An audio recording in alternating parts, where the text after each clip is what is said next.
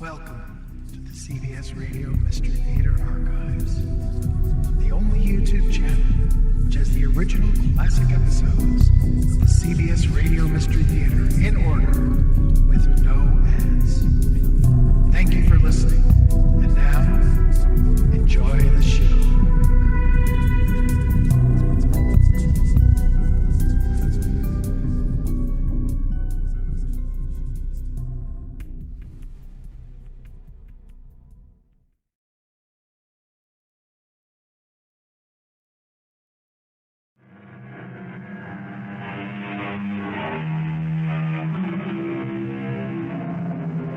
Come in.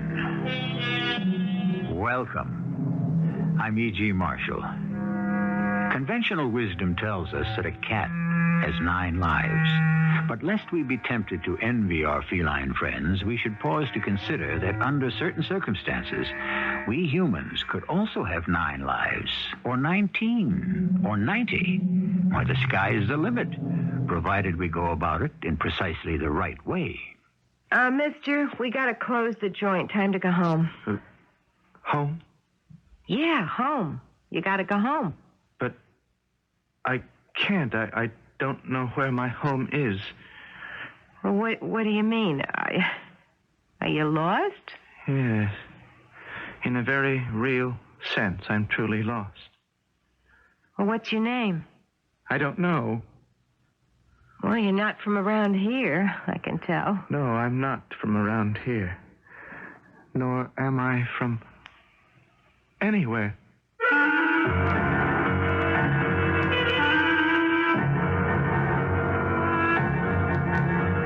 Our mystery drama, 90 Lives, was written especially for the Mystery Theater by Sam Dann and stars Teri, Keane and Fred Gwynne.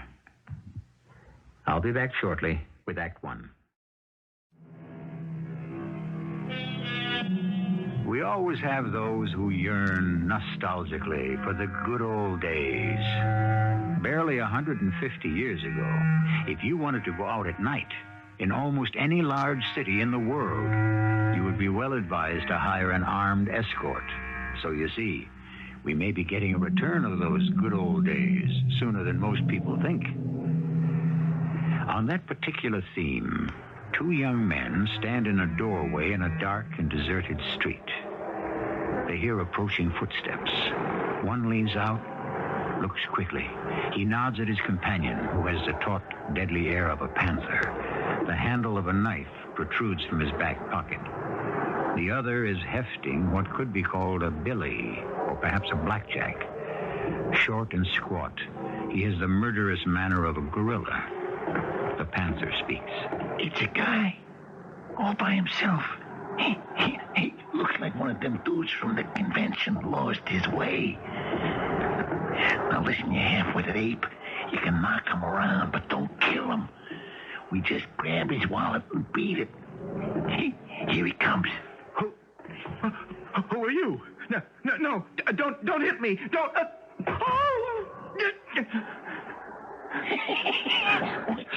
We don't even have to touch him. One look at us and he keels over. Hey, come on, get the wallet. The wallet. Hey, the guy might have had a heart attack. You got everything? Hey, wait. That name badge from the convention, let me have it. What for? What for, you clown? I pin this on my jacket, walk into that hotel, and then watch me pick up some change. Come on, rip it off. That's it. Dr. Sidney LaFleur. Hey, look at me. I'm a doctor. Okay, come on, let's go.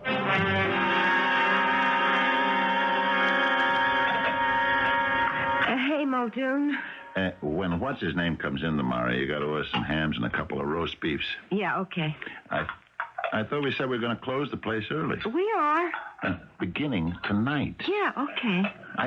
I mean, we got to start sometime. All right. You still got the lights on up front. I didn't hear you lock the door. Listen, I got a customer at the counter. Tell him to go home. Muldoon, I don't like the way the fellow looks. What's wrong with him? I think he's sick. What are we running, a hospital? Throw the bum out. I wouldn't call him a bum. What do I care what you call him? Just get rid of him, and close up. It's just that he's kind of well-dressed. Come on, Shirley. Huh? All right. Sir, the time has come, the walrus said, to talk of many things. Of shoes and ships and sealing wax and cabbages and kings. Hey, that's the rest of it, all right. I forgot that part. Oh, I read that thing in school about 6 million years ago, and it's all I remember. Anyhow, the time has come. So, what'd you have? Chili, the yogurt, and the tea. That's a combo for you. Miss... That comes to $2.06. Yes, but I, You want to add it up? You'd be my guest. No, it isn't that. The 6 cents is for the governor. I mean, it's supposed to go to the general fund. Look, I don't have $2.06. You don't? But I'm willing to wash dishes. What dishes? You pull a stunt like this 10 o'clock in the morning, 8 in the evening, okay, but midnight, they're all washed. Well, I'm only In the second place, what do you know about washing dishes? Well, I could just... You got experience? Because you bust a couple on me, and that blows the $2 right there. Well, I've washed... You washed what? Look at your hands. Soft, white. You never washed a dish in your life. You ever done a day's work? Miss, I just don't have any money to pay you. Sure. Go home. Go home? Come back when you got the 206, or don't come back. But I owe you the money. What do you want me to do? Take you to court for $2? But it certainly isn't my intention to cheat you. Come on, I go through this all the time. Article 27 of the Penal Code, paragraph 4. It's called theft of service. You want me to call a cop? I can't bother. Now, come on. I want to close the joint. But you can't close. The sign says open 24 hours. Well, that's been changed. So why don't you just go home, huh? I can't go home. Yeah? What's the matter? You had a little skirmish with the wife? She throw you out? No, it isn't my wife. Listen, tell you how to handle it. Give her some flowers. Please, listen to me. Yeah, I know. You're asking yourself where are you going to get flowers this time of the night. You see the daisies and carnations near the napkin holders? Those are real. We got nothing phony in here. Now, let me put a little bunch together. Well, thank you, but Why not? We get them fresh every morning. So here are the 3 moves you put on her, okay? You say, I'm sorry. You give her a kiss and hand her the flowers. You'll get away with it. Guys like you were born to get away with it. Yeah, I'll fix you a bouquet and you go home. But I don't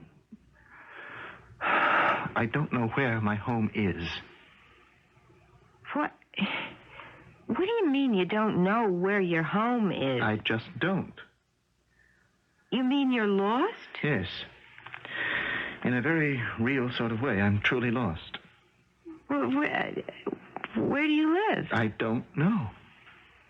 So, what's your name? I don't know that either. All right. Just wait here a second, huh? What's this?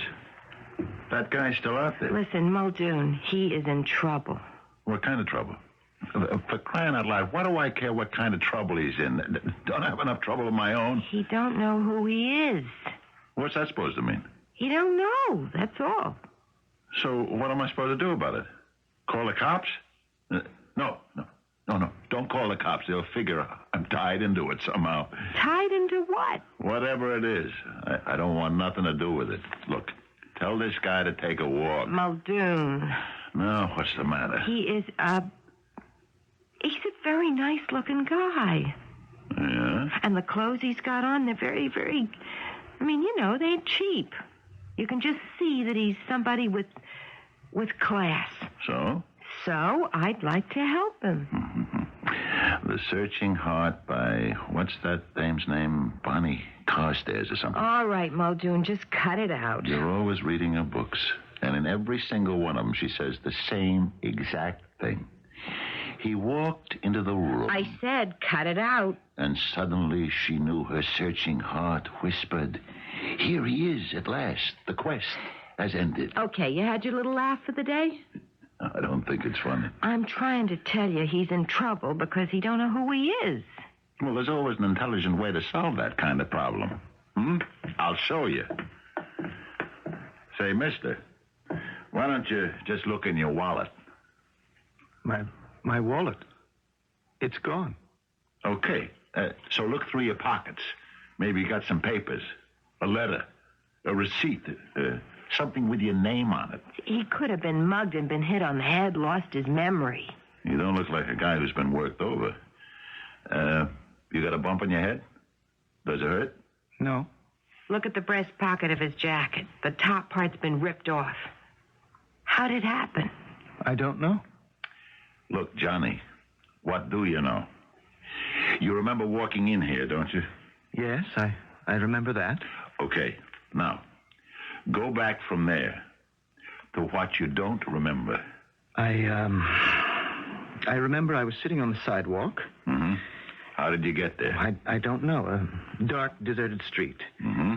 The name of the street? Columbia Avenue. Columbia Avenue?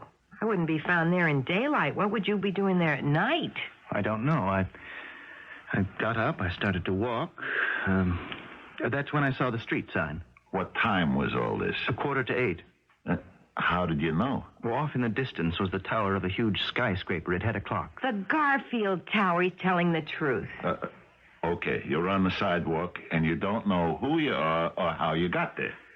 Yes, I started to walk. I came to a large, well-lighted street. Yeah? So why didn't you go up the nearest cop? Because suddenly I was afraid. Of what? I know what had happened to me. I had developed amnesia. Now, why should I get amnesia? Because you were hit on the head. But I hadn't been hit on the head. Why should I suddenly find myself sitting on the sidewalk of a strange city with absolutely nothing in my pockets, no money, no identification? That's what you should ask a doctor. Then I saw the building across the street. It was the public library. I went inside, asked for a couple of medical books. I read the chapters on amnesia. Yeah? And what did they say? A great deal. But the significant part for me was the basic statement that most people get amnesia because they need it. Who needs amnesia? You see, sometimes you find yourself in an intolerable situation, and so desperately you seek a way out, but you can't find one. Maybe there aren't any that are satisfactory, so you just create another existence for yourself. You block out all memories of your past life, your real life. Just like that? Well, generally you need something to trigger it, a violent or a dramatic incident. Okay, you got amnesia. Then what did you do? I left the library. I kept walking. It began to rain. I saw this place. I came in. I was hungry. I had to think, well, what was I to do? And did you decide? No. Look, we got to close up. I say you better go to the cops or a hospital. I don't know if I can. What's stopping you? Well, what if I'm wanted? For what? Well, I don't know. A crime of some kind. A guy like you? What kind of crime could you commit? I don't know, but obviously I'm trying to block something from my memory. Certainly, I'm running away. Muldoon, we can't just toss him out. What am I running here? A hospital? He's on the lam. You got to give him a break. Who says so? Because that's the kind of guy you are. You know what it's like to be running from the cops. Yeah, but I didn't do nothing. Well, maybe he didn't either. The guy just spelled it out for you. He's sure he did. Muldoon, it's raining outside. Tell you what, Johnny. It's kind of late and all, huh? Me and my sister here, we got no place for you to sleep in the apartment upstairs. But we got this little room in back. It's got a bed in it. Come on.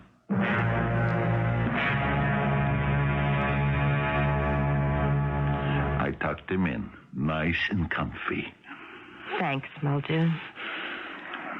Wow, look at it coming down outside. Yeah. Listen, Shirley. Oh, what are you thinking about, anyhow? Nothing. You think this guy is going to be grateful? That That has nothing to do with it. Shirley, you can get yourself a guy. You're a good-looking dame. Except when I walk. Oh, come on. It ain't that much of a limp. Thanks. Sometimes you can hardly even notice it. Okay. You want to let that be the last word?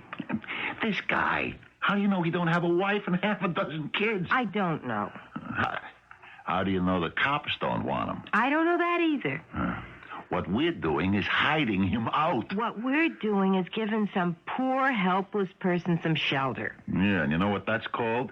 Accessory after the fact. But we don't know he committed a crime. Yeah? You want to bet?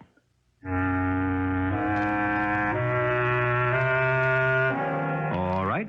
Would you like to bet? On the basis of what you know so far, which side would you take? All you know about the gentleman in question is his name and his title.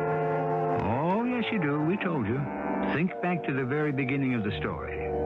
Meanwhile, in just a few minutes, we shall go ahead to Act 2. Our literature is filled with stories of the stranger, the man or woman of mystery who knocks on the door and asks for shelter. The stranger. Who or what has directed him to knock on our door instead of another? And for what reason has he come? To save? To destroy? Well, we have one of those things going on right here. Oh, good morning. You sleep okay? Yes. Very quiet, restful. Feel better? I feel fine. Any, improvement in the general situation? I mean, you figure out who you are? No. Yeah. Well, that's tough. Hey, look, you want to shave? Muldoon says to use this razor. Oh, well, thank you very much. You're most kind. I gotta go up front and open up the place. As soon as you're ready, come in and have some breakfast. Well, you know I don't have any money. We'll just add it to the bill.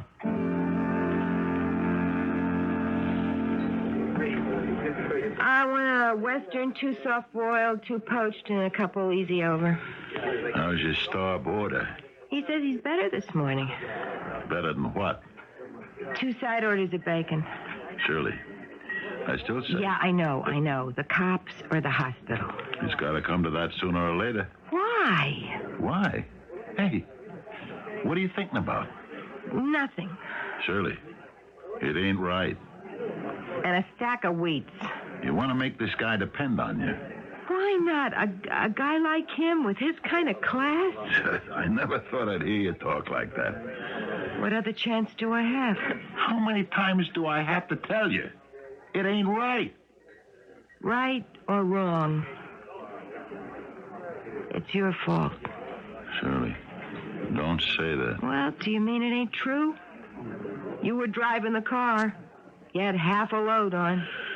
What's gotten into you lately? Muldoon, I got a chance now. I can tell by the way he looks at me. But the guy ain't himself. This is the self he is now. And that's the self that wants me. But sure, one day you can wake up and remember a life that's maybe got absolutely no place for you in it. And that day might come tomorrow. And that day may never come. You can't do a thing like this, Shirley. Muldoon, I am warning you. Don't ruin this for me. You expect me to just stand around and do nothing? 1 oatmeal and a French toast.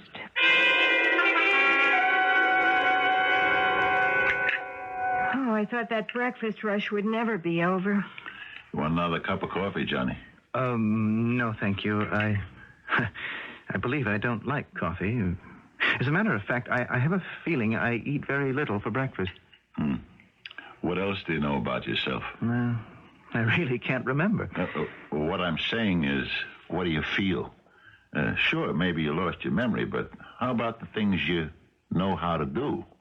Like, this is way out in left field, but supposing you knew how to play a violin, would you be aware of that? Well, I don't feel I know how to play a violin. Mm-hmm.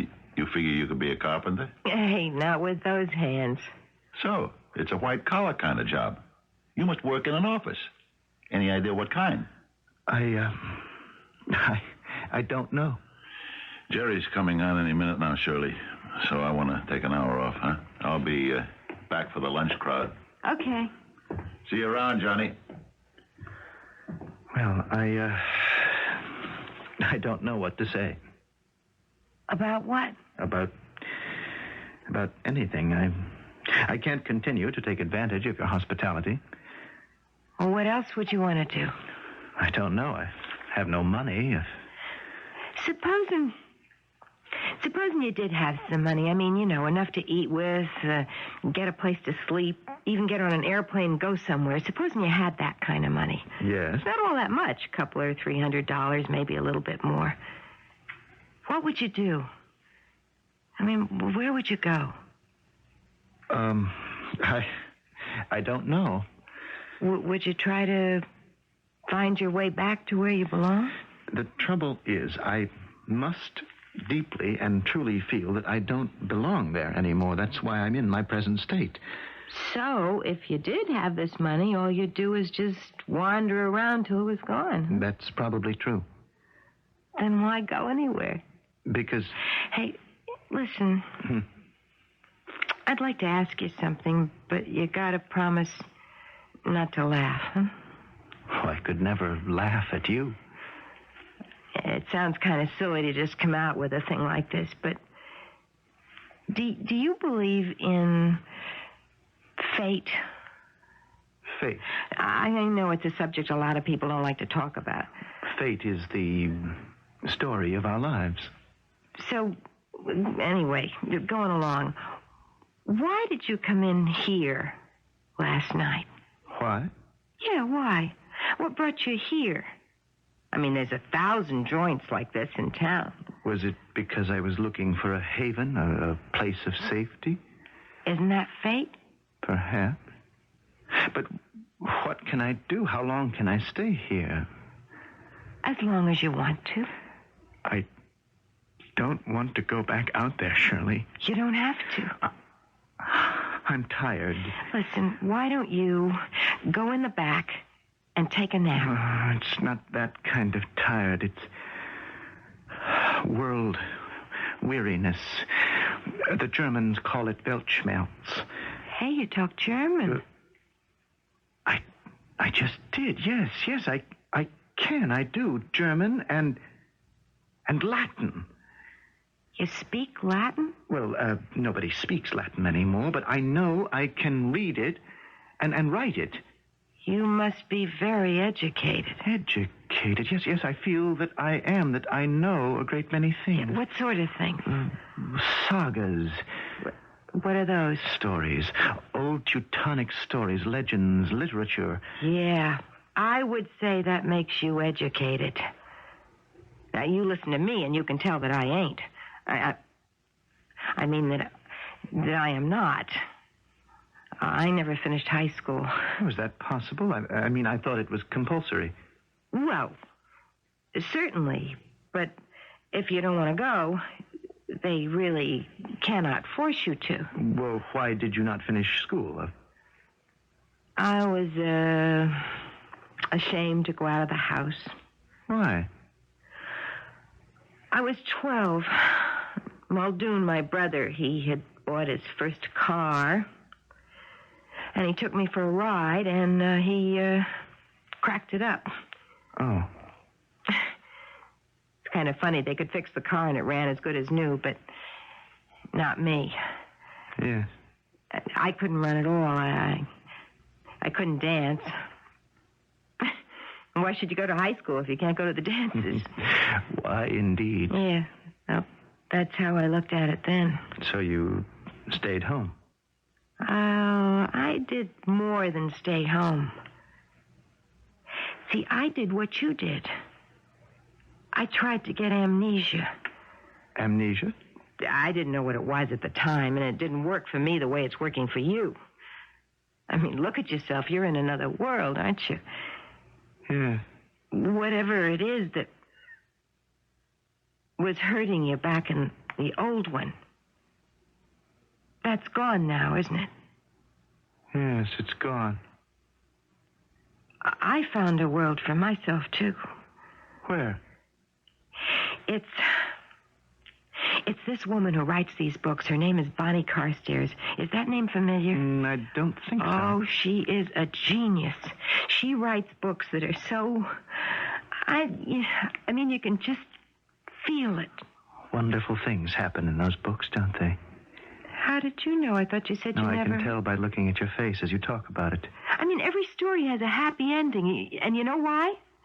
Because the two people love each other forever. To love forever. Huh. Doesn't happen in the real world. No. That's why we both tried to leave it. You know, Shirley, I never met anyone like you. How do you know? Because if I had, if there'd been someone like you, I never would have left that world. I don't even know your name. It doesn't matter. That name, whatever it was, belonged to another time, another place, another person. Then you need a new name. Yeah. What do you suggest? Let me think. No point rushing into this thing. And besides, we have plenty of time, don't we? Yeah. We have all the time in the world.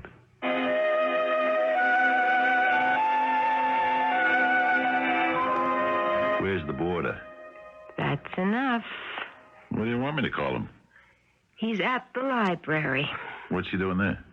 Well, what do you think? Reading. Told me it's something he has to do. What's he read? Oh, stuff in German and Latin. Sounds kind of heavy. He is not a frivolous person. Mm-hmm. We're going to get married. What? Why not? You don't know who he is. He don't know who I am either. But you're not leading a double life. How do you know? I give up. What's he going to do for a living? I thought you gave up. Answer the question. He is educated. You can see that. So? So? He can teach school. Now what's the problem? The problem is you don't walk in and teach school just like that. You need diplomas, degrees, credentials. Then he'll do something else. Like what? So, I'll support him. Hey, here's a guy who's got 3 strikes on him, and he asked you to marry him. In the first place, he don't have 3 strikes. Secondly, he hasn't asked me to marry him yet. But he will. Muldoon, don't you spoil this for me. I just have this feeling that this is my last chance. My only chance. But surely whatever he is, I want him. Muldoon, promise you won't go to the cops. I cannot make that promise. If you go, I'll never talk to you again as long as I live. Shirley, I want you to use your common sense. Why? Will that make me happy? Give me some companionship? Muldoon, you have to swear you won't go to the cops or I'm going to take off this apron and I'm going to limp out of here and I'm not going to... You didn't have to use that word. Promise. All right. I won't go to the cops. But... Yes, but... You and me, Shirley, we have to know who this guy is. Why? Because it's time you grew up. All right. I won't go to the cops. But we're going to run him down ourselves.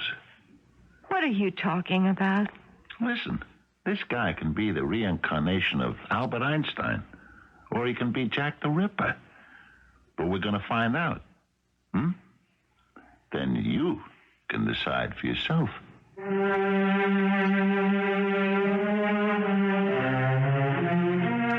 You must admit, he poses some rather dramatic alternatives. Obviously, our friend must be a missing person, and logically, it would seem that the police are already trying to find him. If the law, with all its resources, has so far drawn a blank, why does a short order cook in a diner think he can improve on their performance? As you know, there is an answer somewhere in Act 3.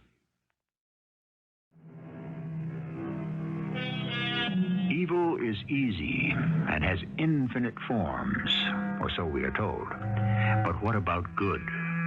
Does this imply that good is difficult and is immediately recognized? Sometimes it's so difficult to do good, the pressures are so heavily against you. Furthermore, in many cases, nobody is asking you. And into the bargain, so few people will thank you. It's a wonder there are any good deeds being performed at all in this hard, cold, cruel world. Muldoon, I'm in love with him. And don't say it's crazy. I'm not saying anything. Because it is crazy. But since when is love anything else? It's happening to me, and don't you knock it. Because he's the only one I'll ever have. So, let's find out who he is. I told you I don't want to. Then I'll do it myself. You promised you wouldn't go to the cops. I'll keep that promise. You'll have to hold the fort till I come back. Where are you going? To the Forest Park Hotel. Why? Maybe I'll find the answer. Why the Forest Park? Because I figured it out. Yeah, from what? From what he told me. From what I seen. What did he tell you? What did you see? You were there. He found himself on Columbia Avenue.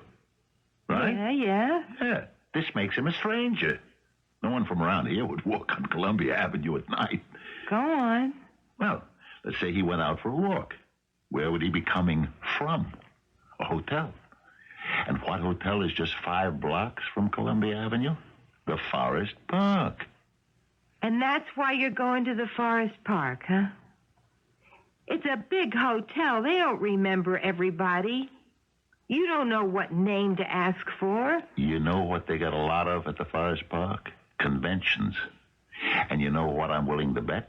He was there for one of them. How can you say that? You noticed it first. You told him that the top part of his coat pocket had been ripped away, right?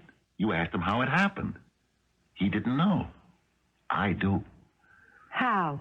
He could have been wearing one of those plastic badges, you know, with his name on it. And somehow it got torn off. Muldoon, he can't be a bad guy. I mean, look, he wants to be out of whatever or wherever he was. Can't we let him? Sure. You can let him if you want to. But first, you have to know who he is.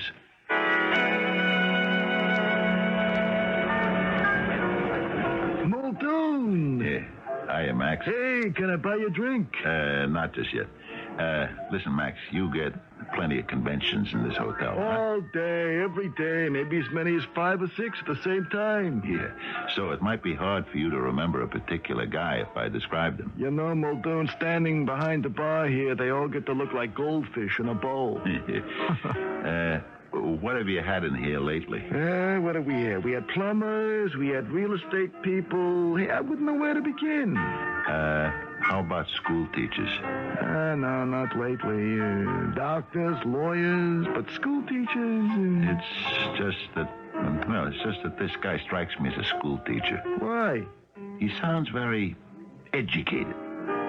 Also, he says he talks German and Latin. Who'd have been around here could talk like that? German and Latin. I know it's a tough order, and I can't even be sure he was at the hotel. It's just a hunch. Hey, wait, Muldoon.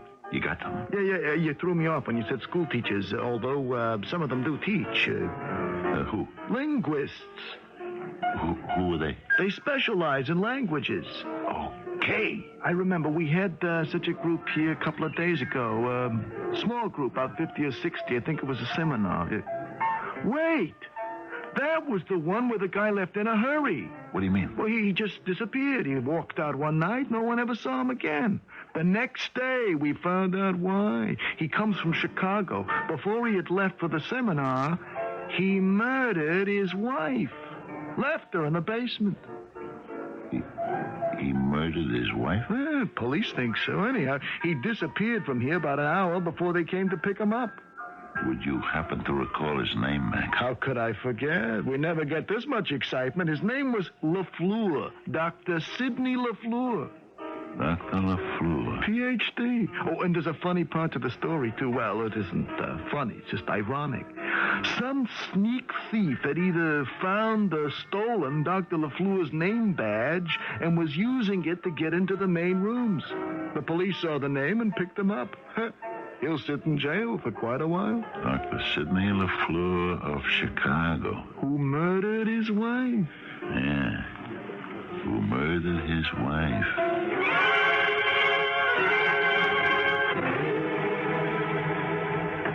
Turn up anything at the Hotel Forest Park?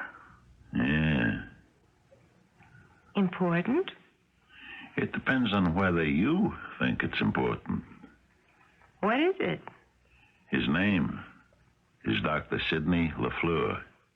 He's a doctor. Not one of the medical kind, the professor type. Ah. And is he married? He was.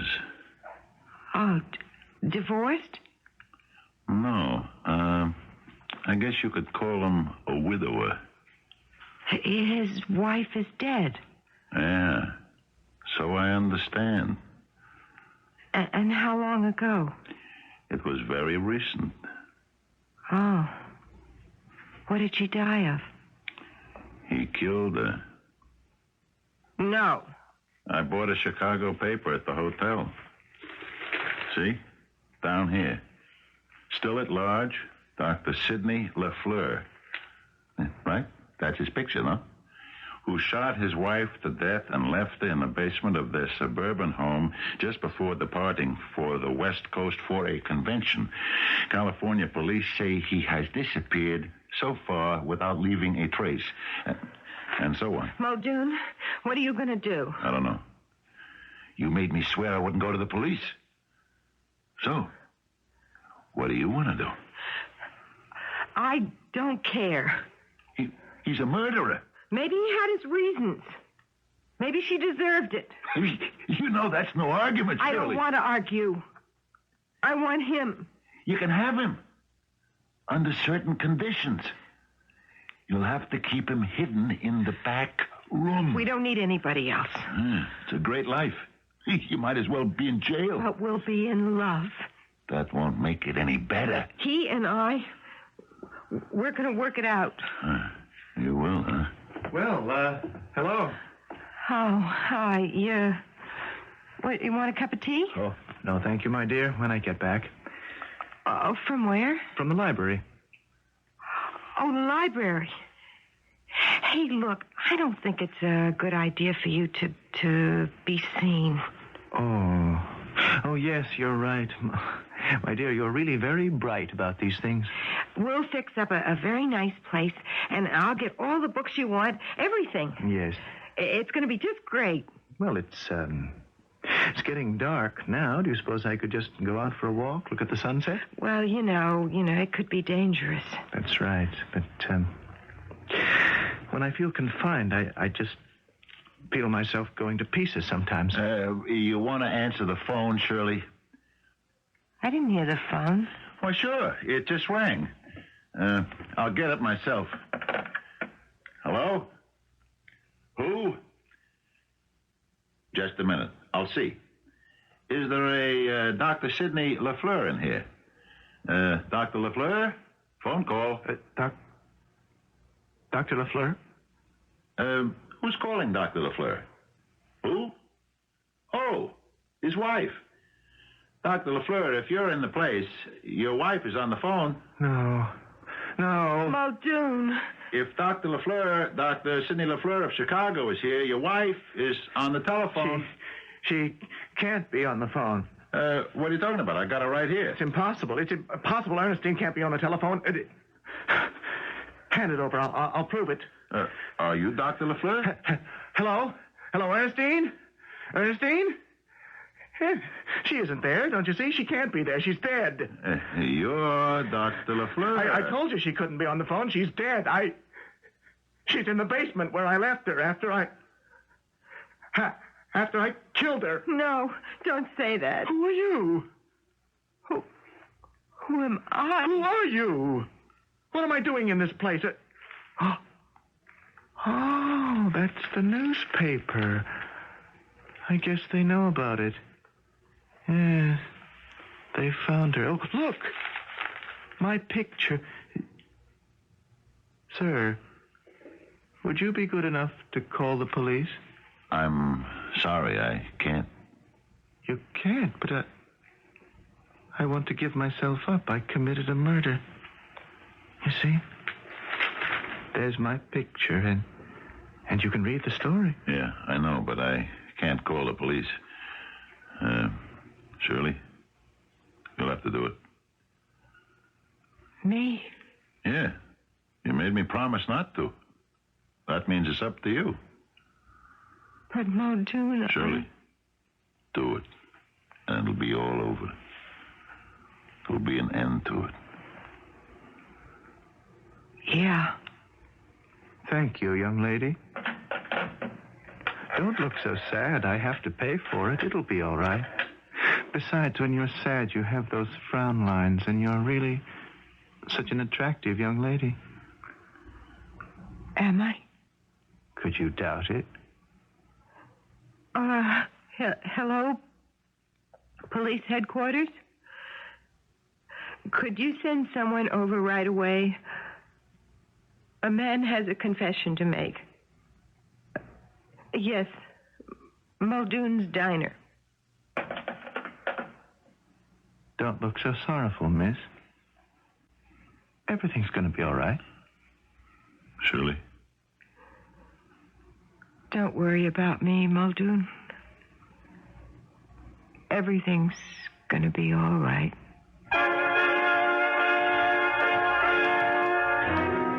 All right is a relative term. In this case, we have to settle for people learning to live with their limitations and making the best of what they have, which, when you come to consider it, is no small accomplishment. Making the best of it may not sound very exciting, but in the end, it's the only thing that really works. I shall return shortly.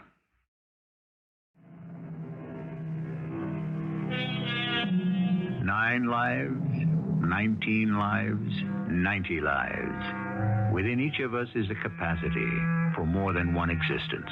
If you don't like the life you lead now, you can change it. If not physically, well then, in your mind. And if you keep trying hard enough, one way will be just as convincing as the other. Our cast included Teri, Keane, Russell Horton, and Fred Gwynne. The entire production was under the direction of Hyman Brown. I hope you enjoyed this episode of CBS Radio Mystery Theater. If you've enjoyed this and want to hear more, please subscribe to this channel. You can also visit my other YouTube channel by searching Mr. Brian McCarthy.